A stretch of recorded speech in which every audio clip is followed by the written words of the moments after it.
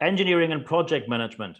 I know that we have a lot of people from overseas who watch this, people from the UK, people from Germany, from the German-speaking area, all over Europe, basically all over the world. And we all have in common that we need engineers to produce products, to fulfill our projects, basically to serve the needs we have on the market. However, we see that it's getting more and more challenging. Leadership is changing, approaches to how to deal with people are changing, and we have an international expert here who speaks exactly about that, how engineering of the future looks like. Hello and welcome from France, Marc Amerigo.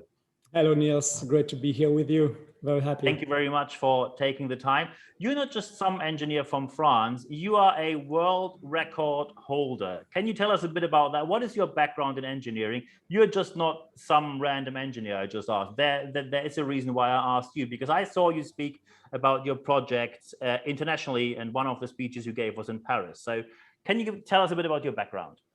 Yeah, my background is engineering in l'École Centrale in France, which is a pretty good school. And from there on, I've been working in different fields: aeronautics, automotive industry, nuclear plants. And so that's my background. And what I love in what I've been doing is interdisciplinary and putting people together, crossing the know-hows, creating the unknown.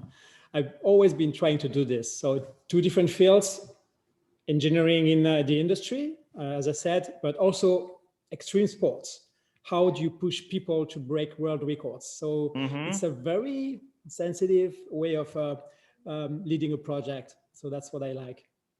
Excellent. Can you tell us a bit more about what you've done in the area? Because I think it's a good start to show us what your approach is, because I know that you created a world record, which many others tried before and they all failed. So there's a reason. What you must have done something differently or something right, what they haven't done before. Maybe I can show you, if you agree, just a short video about that. Let's just, of course. It's about a kind of story, I would say. Let's do that. Give me a second to get there. Okay, here we are. Sorry, that's not the one I want. Just a second. Here. No, doesn't want. Let's come back. Here we are. Okay. Can you see my screen? No, you have to share first. Let's go. Okay, now we are. Yeah. Okay, that's kind of chaos, you know, when you start something which is difficult, like breaking a world record. That start like something like this. It's like chaos today, you know, you're in the middle of the sea, you got sharks, you got wind, and you lose your gears, and you want to find a solution, like in the crisis today. And when you want to break world records, it starts with chaos. It's very difficult. But the good thing about that is, I would say that nature is pretty well organized. There is a way out of this situation. It's about innovation. It's about engineering. It's about using here the wind, the sail, the board. And here we got Antoine Albo. He's a world champion, and the situation is not that easy, even for him. Trying to take the sail, very windy, tricky.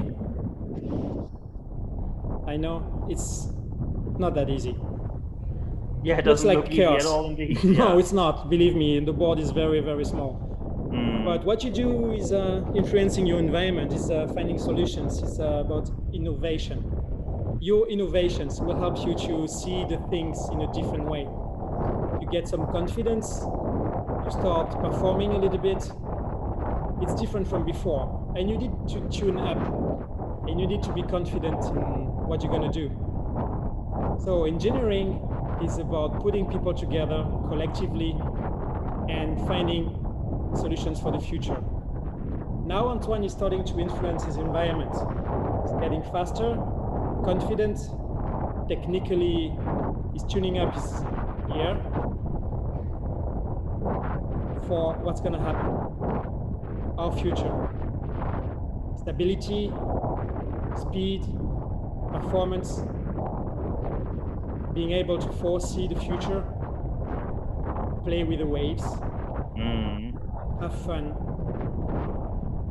It's a whole new organization. We shifted from chaos and we create the conditions for comfortably going fast, confidence. So that means for you, it is very important that people must feel comfortable when they, because it looks really fast already. It is fast. It's about 80 kilometers an hour. Okay, it is fast on the surfboard. Yeah. 45 knots. But it's pleasure, performance. It's a kind of harmony, not just by yourself, but with the people around you, you know? And the good thing about this, it's the mindset. Look at this, the mindset of this champion. Having fun. Looks like he has, yeah, looks like he had fun doing it. It's fun, and it was tricky. So that's, engineering is all about putting people together and creating something new that will be helping for the future. So that is a mindset which moves away. Normally the mindset, and especially in German areas, is work is hard. Projects often are not fun. It's part of the business that it's not fun, and we just go through it in one way or the other. And then we'll succeed. Reframe it, push technology at the highest level, push all the buttons, everything, push at the highest level. That's the technical side. In the meantime, push the human side, connection, finding the sense in what you're doing, growing, empowering, finding fulfillment. That's the second side. It's as important as the first one. So we're going to speak about that. Yeah. So you would not, when you got the world record, and I know that you have some more very impressive pictures for us ready. Do you think that, because normally people would say, especially when something is very technical, you need people who are skilled to use the material, but most people would say that the material is the key and the performance of the material is the key, and then you need someone who is reasonably skilled to use it. And what you say basically says you have to start from the other side and basically focus on the people, and the material has to be, of course, in excellent quality, but it's basically second in line, not first in line anymore. What I would say is that when you're performing, at the moment where you're performing, it's not about the material anymore. It's not about what you've been tuning up. It's about the people, the connection, being in the moment. That's when it happens. But to be there in this condition, it's very important to make sure that everything has been prepared before. People being ready to be with each other, you know? So that's a key point. Can you give us some, because I know that you have some material for us. Can you show us how your projects look like? Can you show us, are you allowed to share these pictures with us? Yeah, I can show you a short video. And so you see what we're doing with this ZEPHIR project, which is what I'm working on for the last year. Here we go. Here we go.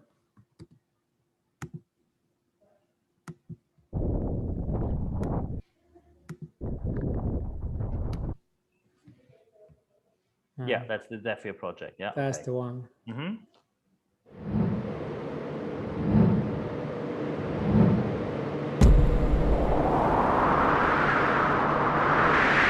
Bah là, c'est extra parce que vraiment tu reçois des conditions de vent idéales. And ZEPHIR started just 6 months ago with Antoine.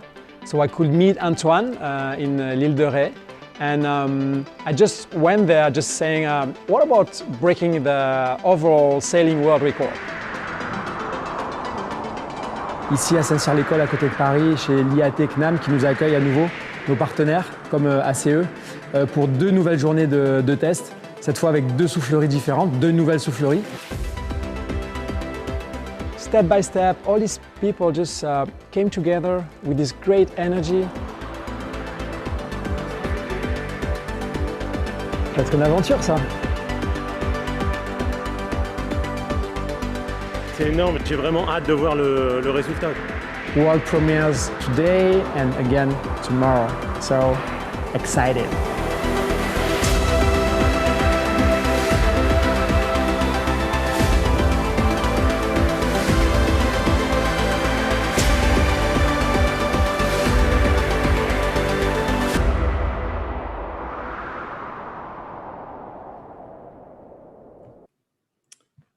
So as far as I saw, the board is not touching the sea anymore. That's Windfoiling. Windfoiling is using foils like during the last America's Cup that just finished. And you're using the water just to be above the water. And you don't have drag anymore. I mean, the drag is really lower than what you have with a standard board. So all this thing is about having this kind of balance between the sail, the power of the sail, and the drag that you have with the water, and going faster than ever. That's the point.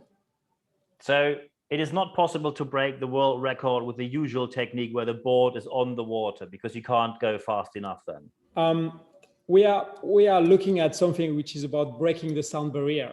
What we're trying to do is as difficult, I would say, as going on the moon, because we will be playing with the elements, the water, cavitation problems. And it's highly difficult because we are just on the surface of the water.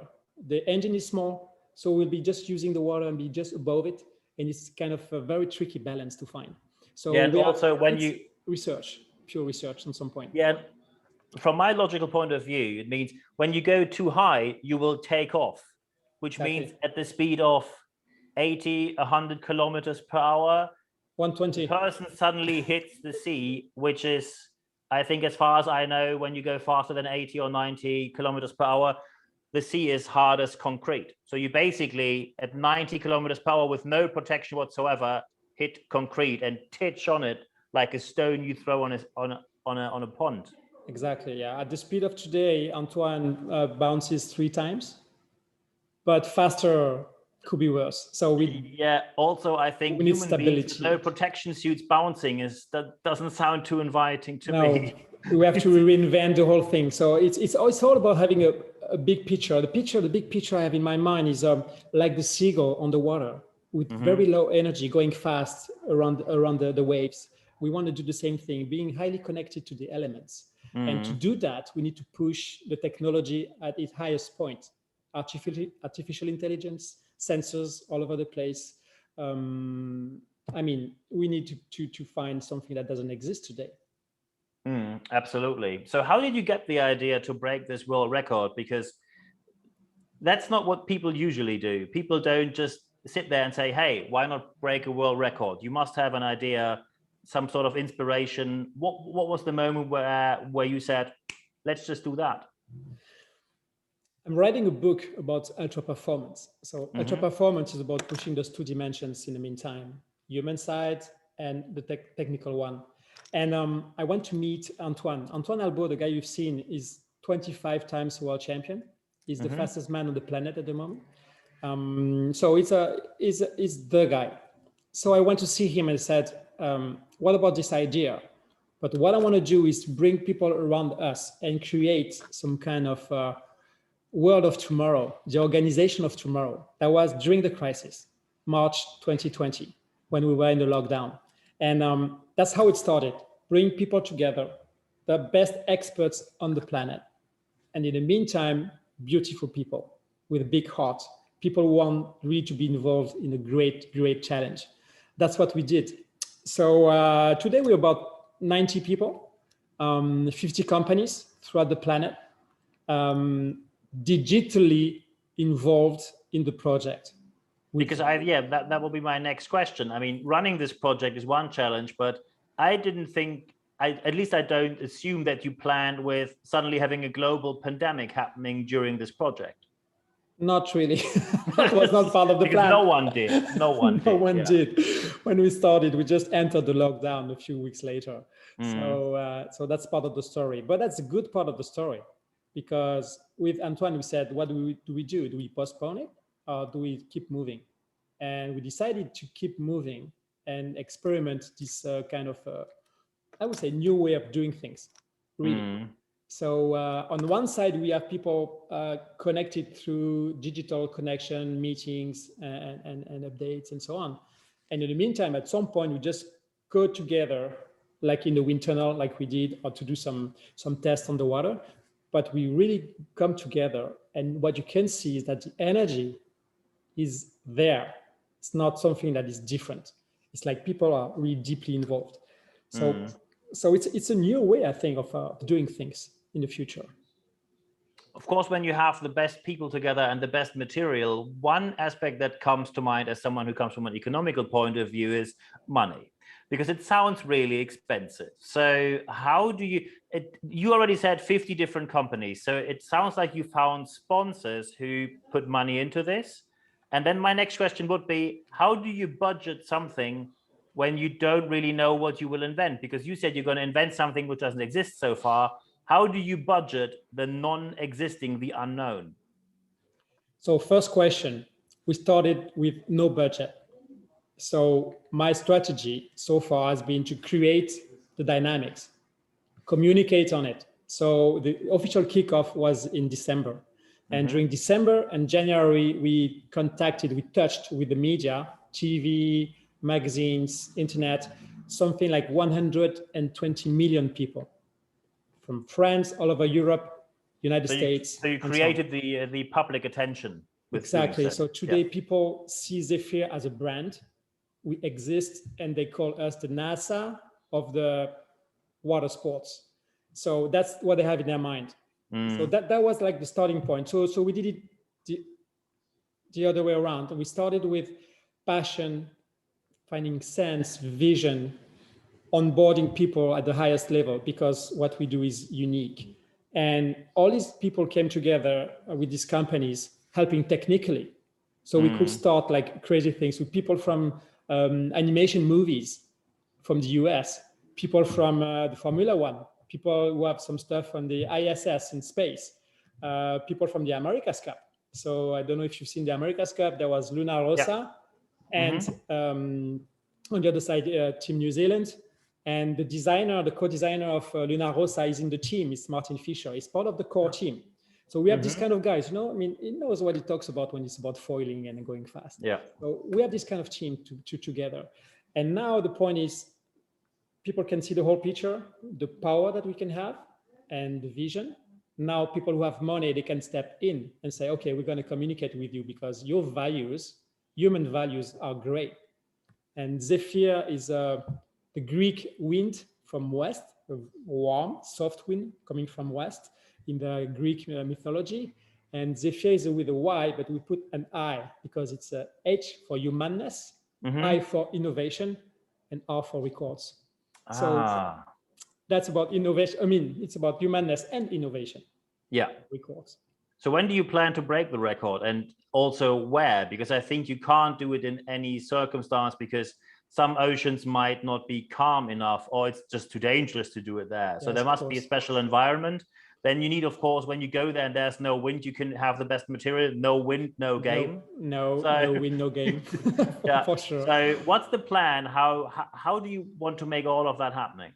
So we got two places. One is in Namibia. It's a kind of channel that is in the sand, a very special place with a very special angle. That's where Antoine did his current world record with his 53.27 knots.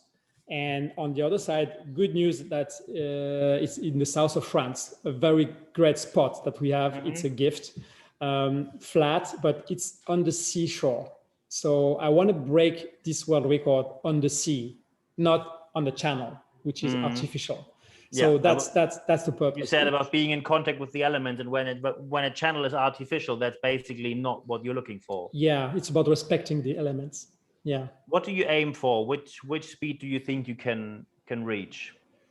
We're gonna move forward with the current standard board with a fin, which is about 53 knots. We want to push it further with the foil. The picture that you've seen when you're above the water, it's about going up to 40 and then higher. And then the future, I would say, prototype will go, I hope so, at least 121 kilometers an hour on the water. So that's the goal. That's fast. And that's a big challenge, The big challenge is that above about 55 knots, about 100 kilometers on the water, a fin, a foil that is under the water is cavitating. So you got, because of the depression on the water, it becomes gas and a bubble, and it changes the whole story. So that's where we are. So what is the timeline? Because anyone who sponsors you will, of course, ask, when do you break the record? Because they need to make their marketing, their PR department, we contributed, Yes. we are part of this. And I don't think that you can give them an answer like, oh, we don't know, maybe in the next 2 or 3 years, let's see. I don't think they will accept these answers. Of course not. Yes. No, we have a timeline, a very precise timeline. The purpose is to do that in the next 3 years. But we got some points where we have intermediate world records on a short distance, like 500 meters on the mile, nautical mile, which is about 1.8 kilometers. So it's a whole story about like new technology and the human adventure. That's the main point.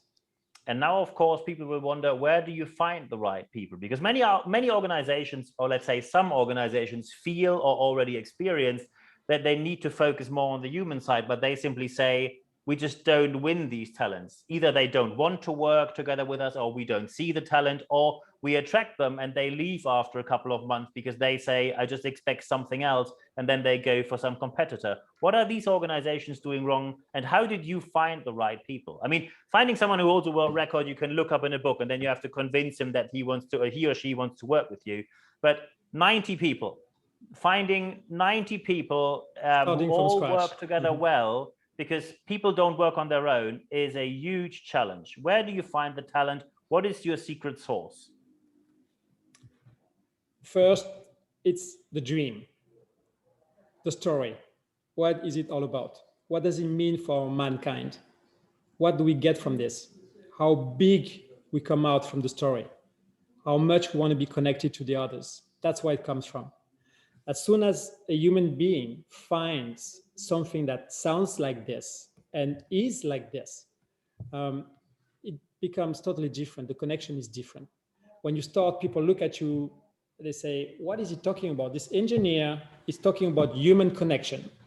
He's talking about finding sense in what we're doing. I mean, it's weird, but actually that's how it has to be. In the world of tomorrow, it's about finding your way in what you're doing. What does it make sense? It's also about ego. It's not about you. It's about the purpose. It's about the big picture. And that's how you do that. And when you start this process, it's so positive that people just agglomerate. They come to you. And I mean, what we've done, I mean, the most thing that I had to do was to choose if I connect with someone or if I don't. People come to you, they propose their thing, they want to just be part of the story. They want to be part of the adventure. And that it really happened this way. We started with just with Antoine saying, I said, we need to have the best experts on the planet because we need them, and beautiful people with a great soul, great people. And that's how we started. And then step by step, it came up with like amazing guys, really amazing guys, incredible guys, Absolutely fascinating, because I thought that when I asked you this question, I expected that the answer will start with, okay, look, we have, these are the top 10 universities in the world. So we looked at these universities. So we looked at who has the degrees, what are their marks, what are their specializations, and you haven't mentioned any of that. No, but we have the best of, I mean, we work with some universities of Edinburgh. Of course, you need, of course, qualification. No one will refute that, of course. Research centers. Just because these people show up, I got one thing that is important for me in the future. If you run projects like this, it's about allowing things to happen. As soon as you have a plan saying, okay, I want to go there, it's what I call pure performance. You want to achieve one thing that will be in your mind all day.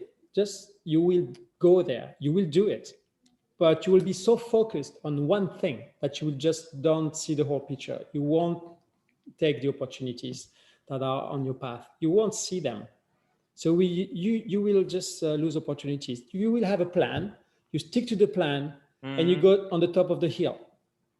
But you got mountains all over the place and you're on the hill. You don't see that much, you got mountains all around. You don't have the whole picture. So my philosophy with ultra performance is really being open to opportunities and creating this kind of momentum. It's kind of, I would say, finding this flow, you know, and you have the technical side. Flow and the flow experience. That's what Mihaly wrote a book about already. Yeah, I know. That's there's often people say, oh, the flow, it's a bit esoterical. No, it's not. There's strong scientific evidence for the flow experience. It's not spiritual at all. It's about being in the present. Yeah. Like the present moment is what will create your future. The present moment. If you spend your time in planning things, you're in the fake future. Yeah. You won't get there that easily. You know, when we now focus on, okay, let's say we have these 2 or 3 years where you want to break the record, then you talk about ultra performance. So when we have these two factors, ultra performance, 3 years, immediately someone for good reasons might come up with burnout. So ultra performance, working on the edge over 3 years, people will burn out. How do I prevent that from happening? Because when you work on the edge of performance, it easily can happen that you end up with burning out. If you're in the pure performance model, you just want to push the buttons. Of course, you get burned out. Of course, you get exhausted. Of course, you have people exhausted in the team. You are just by yourself, okay? And you lose the connection to what you're doing, why you're doing it, and what's the sense of it.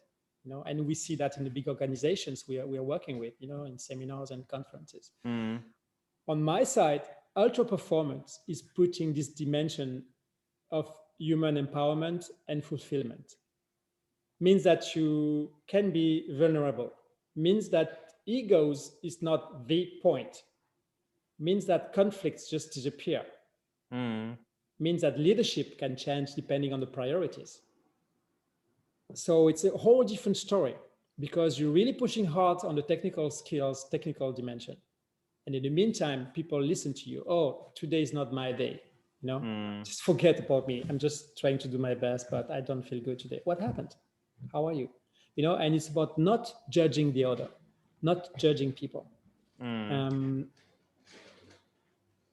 you now just said, depending on the context, leadership might change. Let's say let's just move back. I am in Paris and I'm walking up La Défense, all these large French companies, and you tell them leadership, depending on the context, will change. How many of 100 board members will agree on that approach? Because when you know people who are reasonably convinced of their career and their skills, ego plays a role, especially in large organizations. Giving away leadership will be very hard for many of them. So how do you make it happen? How do you tell them give away? Because they might feel they lose control or something will go wrong and they will be blamed for it afterwards. How do you want to convince them to let loose, to give away leadership, although on paper they are still the leader? How to just give others the allowance to do the leadership role? If we start from the picture of today, out of 100 leaders, 10% maybe. Yeah, I would be roughly open to it. 10, yeah, 5. I would rather be 5 to 10% on that. Maximum 10, but that can be 10. Yeah. If you just all of a sudden say, okay, we're going to change the story, and now it's about changing leadership, won't work. If you start by explaining where it comes from human being. It comes from our DNA. In the tribal mode, people stick together. It's because collectively they achieve things that collectively, when there is a point to deal with, that's the best of them who will take the lead, because otherwise everybody dies. You know, that's what we have in our genes. That's what we have in us. So the thing is about just opening the minds, breaking the beliefs, and saying, okay, it's the unknown for you, but it's okay. You can do that. And the future will be so different. The future will be so much powerful. And in these organizations of tomorrow, my dream and what I want to show with Zephyr is that you can create a new paradigm, which is about putting human fulfillment at the center of the game, being the priority. Because if people get well in what they're doing, they believe in what they're doing, they trust each other, there's no, ego-driven behavior every single day. There's no judgment of the other. And you understand that judging the other is just like forgetting that this guy who hurt you, he has his good reasons. He's suffering. Maybe he's in survival mode. He won't say it because you cannot. You know, cannot show your emotions and say that I'm not good today. No, you don't say that. You're a tough guy, you know? Yeah, exactly. And a tough woman, if you're toxic a leader. Masculinity, yeah, absolutely. Exactly, you got the role to play. So it's a totally different way and different approach. So it starts with educating people. Start with telling them that they have this in them, and it works well. From my experience with the seminars and the talks, I mean, how much you can do in 1 hour, it's unbelievable. You know that? Absolutely. Unbelievable. Yeah. You just fully agree. It's all just opening a window. It's like, and then because of we are human beings, things happen. Your mind is like, you know, you're excited about it. It's curiosity. What's told me about that? Yeah. Non-judgment. And So you already, as far as I know, you already hold a world record, because I remember that when I saw you speak I think I saw you speak in the UK about that, and in Paris as well, about the world record when you Washington DC, Washington, yes, exactly, Washington as well. You spoke about breaking the world record on someone going downhill on a bike. That was with Eric Baron, as far as I know. How fast did he go down? That was 220. I mean, we got several world records. The last one is 228. So basically, that guy was faster on a bike than I ever drove with a car. Do you want to see some pictures of this? I can find the video. Absolutely. Let's try it.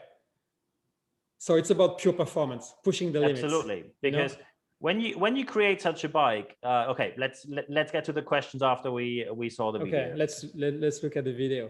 Yes. So it's about pure performance, and for me, it's a dead end. Yeah, the dead end of pure performance. Okay. Yes.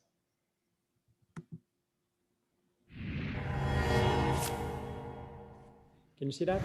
Yeah.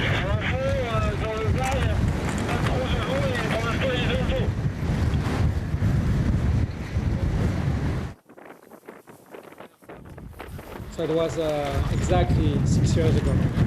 On amène le bébé en position.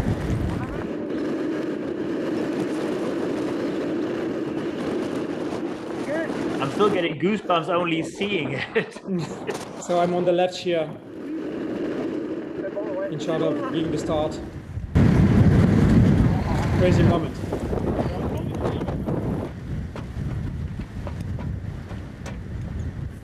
Icy track, 45 degrees angle. Encore droite, c'est bon. Droite, à droite. Ouais, ok. Balance, big challenge for Eric. Crazy moment, believe me. Départ imminent, on reste prêt. 3, 2, 1, go! Come on. Allez!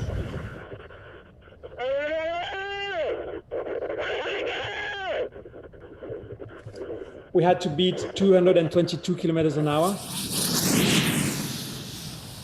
Was done 15 years before.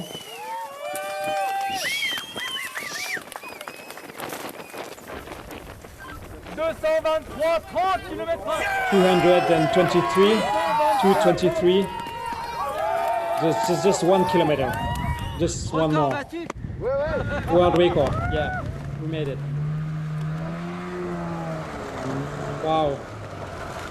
That's what you call burnout. Totally. Dans ces conditions, c'est... Oh yeah. Yeah, exhausted, totally exhausted. You know, I became a machine. I was very emotional when I was a kid, very sensitive. I am. And for years and years, I just was part of the system, like a pure machine, pushing the limits. And that day, I just like blew up after short nights, tension, pressure, risk. wind, minus 20 degrees. At this moment, like I said, something's wrong. Something's deadly wrong.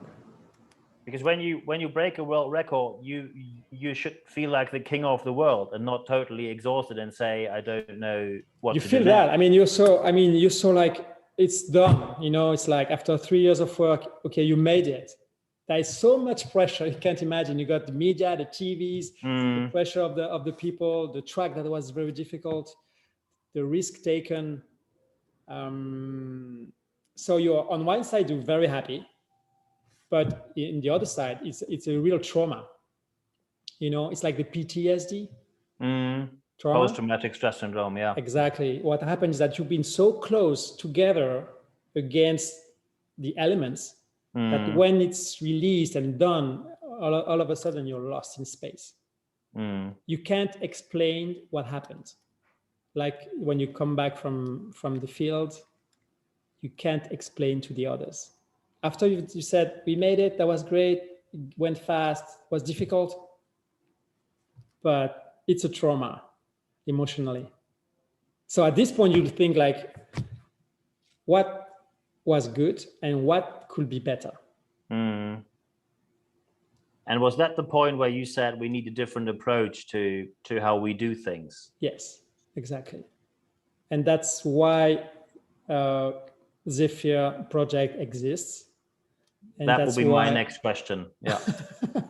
Yeah, that's why I think that we can really impact our organizations, really, for the best. Yeah.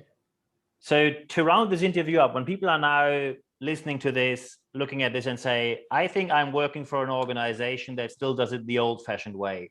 Hard work through it, you have the task, it's not always fun, but we're going to make it through it one way or the other. Sometimes you lose people, but we rehire someone else. Many people might think when they are not in a senior leadership position, how do I start with the change when I am not in charge as a senior leader? And even when I'm a senior leader, I might face significant resistance of many people who might feel very comfortable in the situation they are now because they know it for 5, 10, 20 years. So maybe they don't want to change. To round this interview up, what are your tips when people say, we need the change? Where do we start?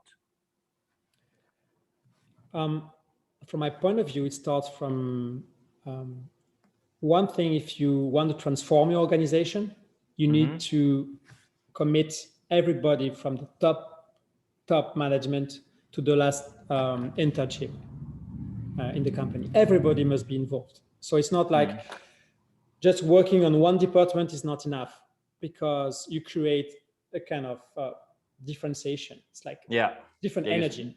Sort of island solution which works in that department, nowhere else. Yeah. So don't try saying, oh, we're going to try to do this there and we see what happens. I mean, it's not good, because if you have the reverse process of coming back to the old times, because I believe that these are the old times of capitalism, you break these guys. They won't accept it. They will get lost because they can't accept that. You can't accept to being not being respected when you are in the human connection to the others and you feel comfortable in where you're going. Every single morning, you're happy because you feel great. So you can't come back. On the other side, my point of view is that every single person has a big influence, can have a big influence on her environment.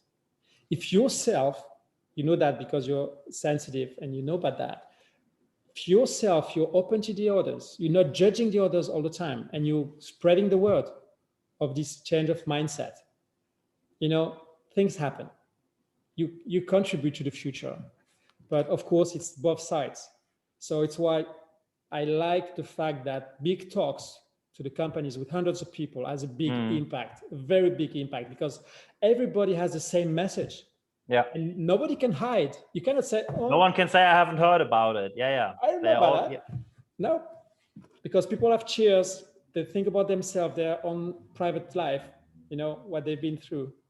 And it makes a whole difference. So it's about talking to the headquarters and the top level guys in the system, and also talking to everybody, every single person. That's what I would recommend. And it works. Excellent. It works. Perfect. Yeah.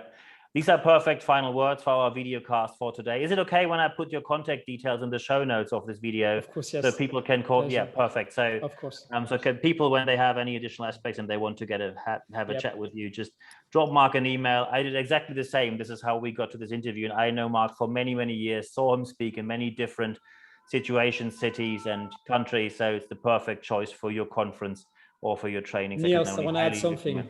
Niels, you are a great person for your contribution to this leadership world of tomorrow. Thank you very much. I just try to do my very best. So feel free to drop Marc an email when you want to get in touch with him, or drop me an email if you want to get in touch with me. That's perfect as well. So at the end of this video, there's only one thing for me left to say. Marc, thank you very much for your time. Thank you, my friend. Thank you, Niels. Bye.